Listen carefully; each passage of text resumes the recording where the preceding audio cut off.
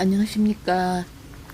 오늘은 3월 11일 두 번째 토요일입니다. 날씨가 이제 화창해서 맨발 걷기 아주 좋습니다. 그래서 저는 맨발 걷기 위해서 아침에 굉장히 서둘렀습니다. 서둘러 오니까 이제 10시쯤 되었는데 제 앞에는 어떤 아가씨로 보이는 예쁜 사람이 걸어가는데 신을 신고 가니 조금 안타깝기도 합니다. 저는 지금 두류공원 예술회관 주차장에 딱 빈자리가 하나 있어서 주차해놓고 지금 올라와서 걷는 길입니다. 이렇게 모두 신발을 신고 있어서 벗기고 싶은 생각이 팍 드네요. 그렇지만 그럴 수는 없죠. 제가 그냥 보여드리는 수밖에는요. 그리고 저는 오늘로 맨발 걷기가 1356차가 되었습니다. 그러니까 한 7년 정도 되었는데요. 저는 정말 건강이 매우 안 좋았는데 저는 이렇게 활발하게 생활할 줄은 미처 생각하지 못했었습니다. 저는 그냥 살아서 일할 수 있으면 좋겠다 하는 생각으로 늘 살아왔는데 이렇게 지나다가 보니까 이렇게 건강해졌는데 맨발을 만난 후부터는 정말 의욕이 굉장히 대단하게 변했습니다. 제가 그냥 살아가는 이 시간이 감사하고 오늘 이래 맑은 하늘 올려다보는 것도 굉장히 감사하고 지금 지나가니까 흙 냄새가 조금씩 나고 또 솔 향기가 들어오고 또 그 멀리 약간 멀리 그 금용사 절이 있는데요. 목탁 소리도 조금씩 들리고 어떤 분들은 개를 몰고 와서 개가 아무데나 쉬를 하기도 하네요. 그래도 괜찮습니다. 자연에 사니까요. 어차피 썩고 나면 거름이 되겠죠. 이 길을 이렇게 걸으면서 저는 오늘 산새 소리도 들리고 뻐꾸기 소리도 들리고 또 이 옆에 이 낙엽들은 그대로 또 그 제자리에서 아마 이 나무 밑에 거름이 되고 있겠죠. 그리고 흙은 지금 건조해서 바짝 말라 있습니다. 요즘 산불도 많이 나던데 그런 걱정도 괜히 됩니다. 그렇지만 맨발로 걷는 사람들은 절대 아무것도 소지하지 않고 걸어 다니기 때문에 그럴 염려는 전혀 없습니다. 그리고 저는 요 길을 딱 지나면 계속해서 그러니까 두류공원에 오시게 되면 두류공원에는 둘레길이 있고요. 그리고 우측에 보면 그 수영장 뒤편에 보면 황토길을 새로 조성해 나가 황토길이 있고 그 앞에는 금용사 절이 있습니다. 그것도 지나면 야구장이 있었는데 그 야구장은 지금 폐쇄하고 공원을 만든다고 합니다. 그 둘레길에도 낮에 사람들이 굉장히 많이 걷는 편이고 저는 오늘 날씨도 맑고 시간이 조금 돼서 금봉 숲길을 걷기로 생각하고 지금 걷고 있습니다. 걷는데 중간중간에 아주머니들이 앉아가 쉬기도 하고 쉬는 사람 모두 폰을 하고 있는 것 같습니다. 누군가와 소통을 하시겠죠. 그리고 그 나무에 다리를 걸쳐서 운동하는 사람도 보이고 저 멀리 쪽에는 또 그 나무 벤치가 있는데요. 거기 그늘에 누워서 또 하기도 하고 팔굽혀펴기 하는 사람들도 보이고 그래도 뭔가 각자 이래 숲길에 산길에 오시는 분들은 그래도 뭔가 운동을 하려고 생각을 하고 오시는 것 같습니다.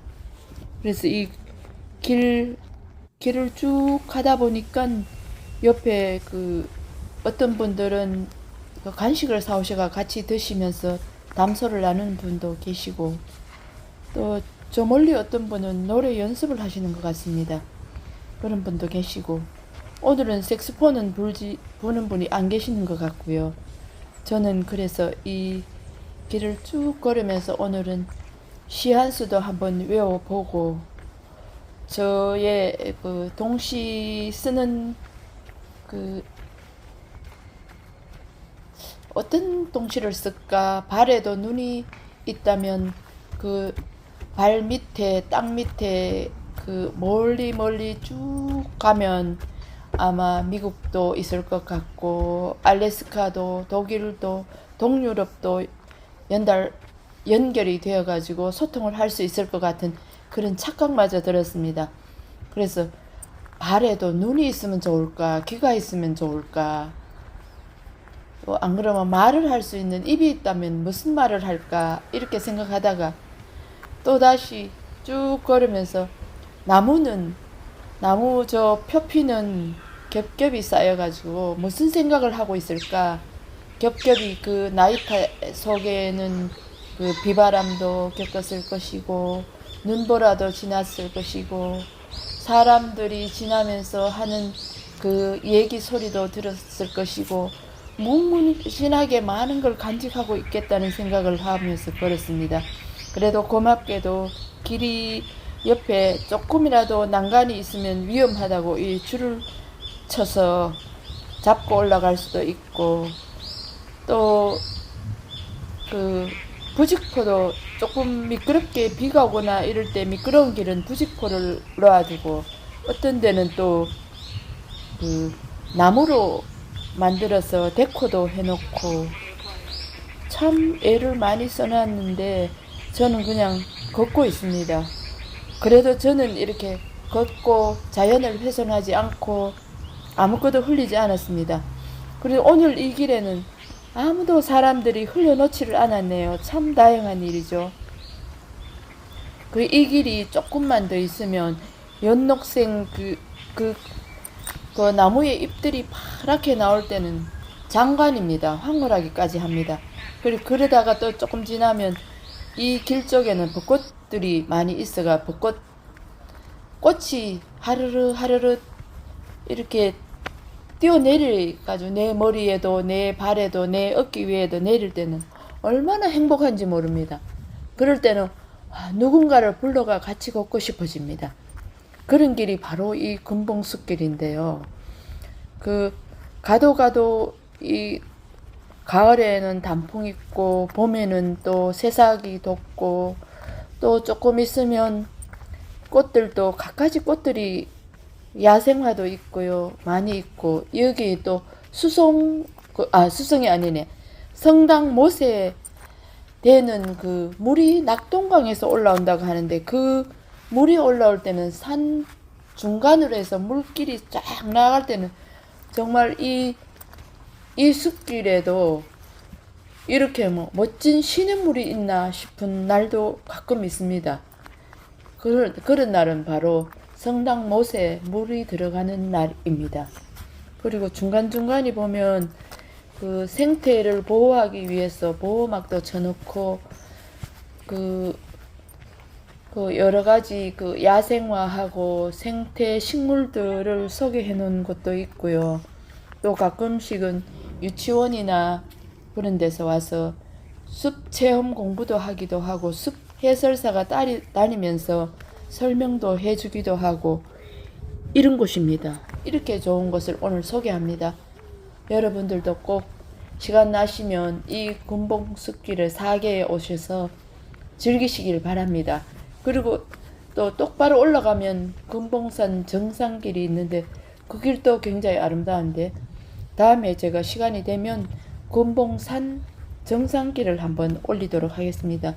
그러면 오늘도 멋진 주말 되시고요, 건강하시기 바랍니다. 그러면 제가 시간이 남아서 오늘 제 작품 한 편 낭송해 드리도록 하겠습니다.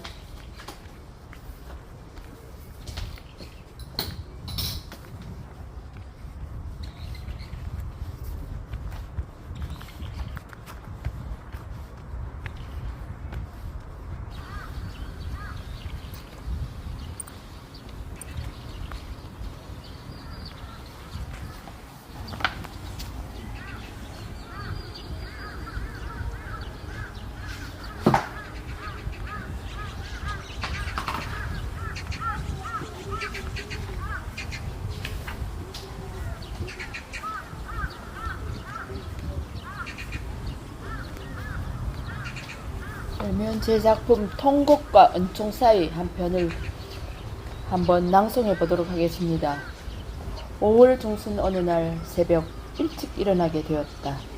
그 즈음 들어 방송마다 조기 검진 열풍이라서 내친 김에 지인이 운영하는 병원에 전화했다. 갑상샘과 유방암 검진을 받아보고 싶다고 했다. 선뜻 시간을 잡아놓겠다고 편한 시간에 오라고 한다. 서둘러 준비해 병원으로 가 검사했다. 유방검사는 꽤 고통스러웠다. 다음으로 목을 검사했다.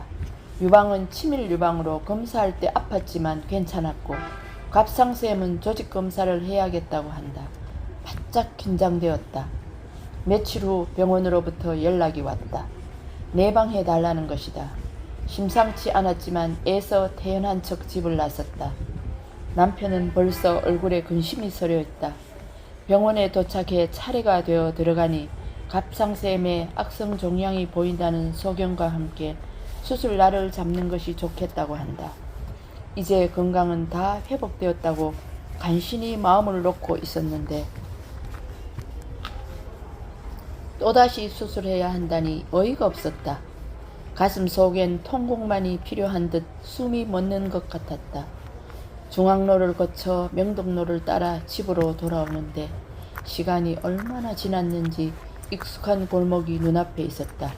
정신이 번쩍 들었다. 마음을 다잡자 나는 엄마다. 나는 아내다. 애써 태연한 모습으로 남편과 마주했다. 이번은 간단하니 몸살 감기라 생각하고 며칠 휴가 다녀온다고 생각해요. 말은 쉽게 했지만 내 가슴은 이 우주 어느 한 곳에도 마음 둘 곳이 없었다. 다시 국립암센터로 연락해서 날짜를 정했다. 여러 번 경험으로 면역이 생길 만도 한데 두려움은 걱정에 정비례하는 것 같았다.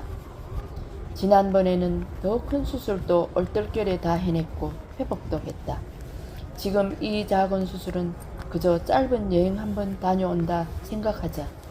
아픔도 여러 차례 겪으니 죄인이 된 듯 했다. 일주일 만에 날이 잡혔다. 이번에는 우리 식구들을 덜 괴롭히고 싶었다. 혼자 가고 싶었다.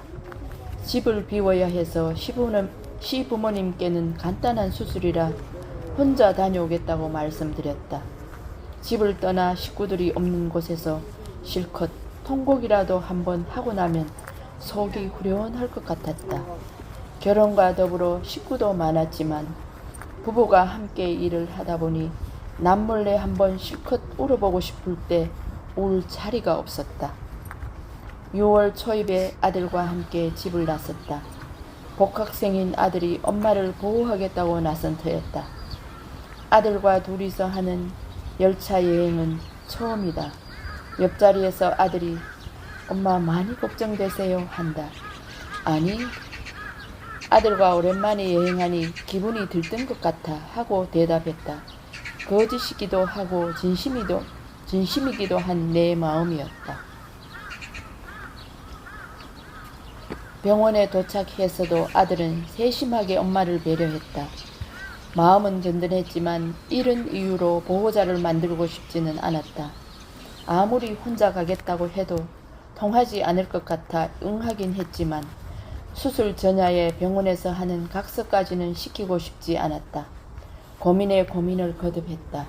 그러던 중 마침 서울에서 근무 중이던 딸에게서 연락이 왔다. 저녁에 병원에 오겠다고 한다. 퇴근해서 병원으로 온 딸에게 아들과 같이 오늘 저녁 맛있는 거 사 먹고 내일 아침에 오라고 당부했다. 애써 밝은 얼굴로 부탁했다. 아이들은 나의 밝은 부탁을 그대로 들어주었다.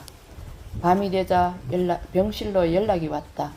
사전에 주의사항과 약정이 필요하니 보호자가 꼭 있어야 한다는 것이다. 나는 간청을 했다. 이미 여러 번 수술 경험이 있고 내 아이들에게는 이 위험에 대한 서약을 보일 수 없다고 때를 쓴 셈이다. 겨우 그렇게 하기로 하고 모든 위험에도 전혀 의의를 제기하지 않는다는 서약을 한 후 병실로 돌아왔다. 밤 10시가 넘어서니 이젠 간호사들의 출입도 없을 것 같았다. 나는 낮에 봐두었던 병원 뒷산으로 올라갔다. 풀꽃 향기와 달빛으로 병실의 분위기와는 달리 한적한 동무대가 펼쳐진 기분이 들었다. 사람들이 사라지고 간혹 비둘기만 야릇한 소리를 낼 뿐이었다. 옅은 어둠 속으로 빠져들었다. 달빛과 어우러진 어둠은 나를 위해 마련된 혼자만의 통곡의 자리로 충분했다. 결혼 후 많은 식구를 감당할 수 없어 울고 싶을 때도 많았다. 신장암 말기 수술을 받고 서럽고 괴롭고 절망스러울 때도 실컷 울어보지 못했다. 병원 잘못으로 척추 4~5번 뼈가 부러져 퇴원 후 걸을 수 없어 다시 입원했을 때도 걱정하는 가족들 앞에서 울 수 없었다. 그 한참 뒤에 척추 수술로 고통이 심해 삶을 지탱하기 힘들었을 때도 마음껏 울어볼 자리를 갖지 못했었다. 시부모님과 함께 같이 살아 집에서 좀 쉬고 싶은 날에도 잠시 차 안에서 쉬는 것으로 피로를 풀었다.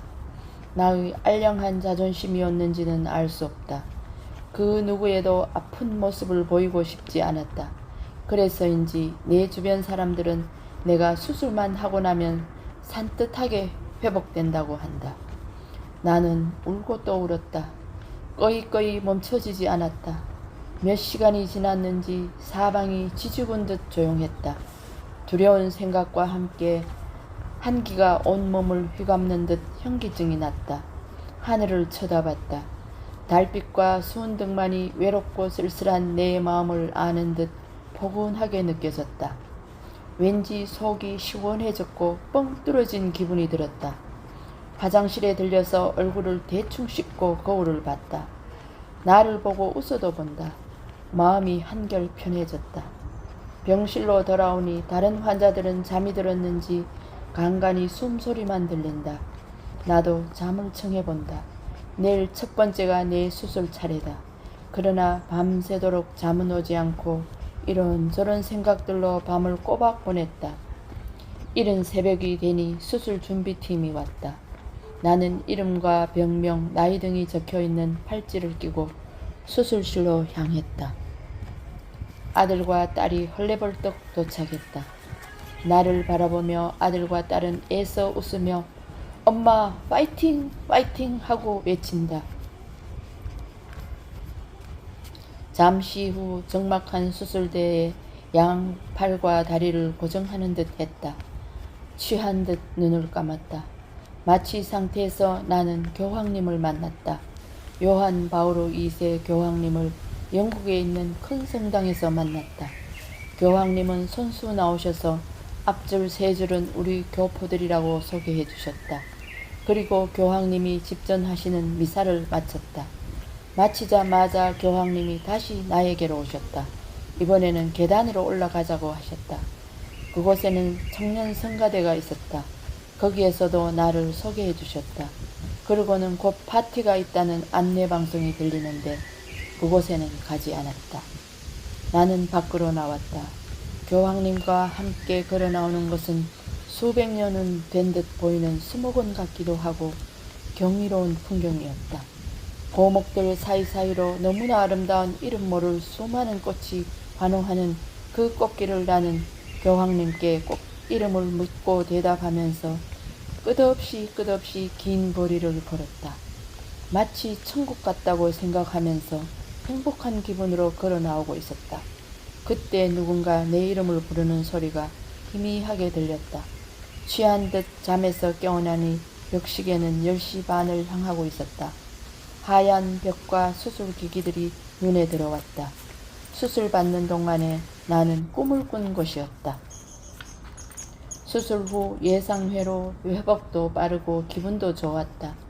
마치 천당이라도 다녀온 듯 눈만 감으면 교황님과 함께 걸었던 그곳에 아름답게 펼쳐지면서 행복해진다. 나는 생각해본다. 그것이 바로 통곡이 바로 평화로 가는 길목이었구나.